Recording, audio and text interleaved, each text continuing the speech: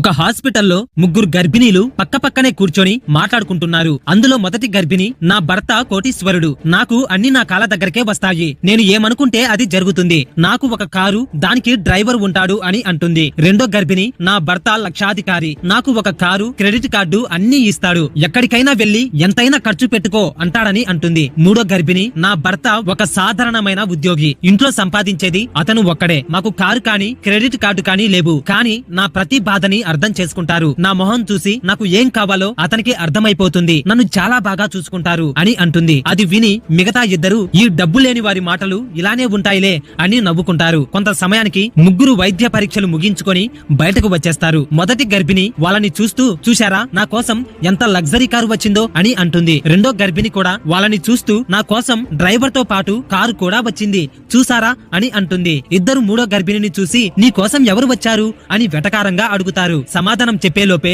ఒక పాత స్కూటర్ మీద ఆమె భర్త వస్తాడు. వచ్చి ఆమె చేతికి నీళ్లు తాగమని ఇచ్చి, ఎండలో ఎందుకు నిలుచున్నావు, నీడలో ఉండొచ్చు కదా, నీకు ఏమైనా అలసటగా ఉందా అని ప్రేమతో చెయ్యి పట్టుకొని బండి ఎక్కిస్తాడు. అది ఆ ఇద్దరు చూసి తలదించుకుంటారు. ధనవంతులు ఎవరో ఇప్పుడు అర్థమయ్యింది వాళ్ళకి. నిజమైన సంపద డబ్బులో ఉండదు, ప్రేమ అభిమానం నిండిన బంధంలో ఉంటుంది. నిజమా కాదా? మీ ఒపీనియన్ ని కామెంట్ చేసి, లైక్ చేసి ప్రతి ఒక్కరికి షేర్ చేయండి.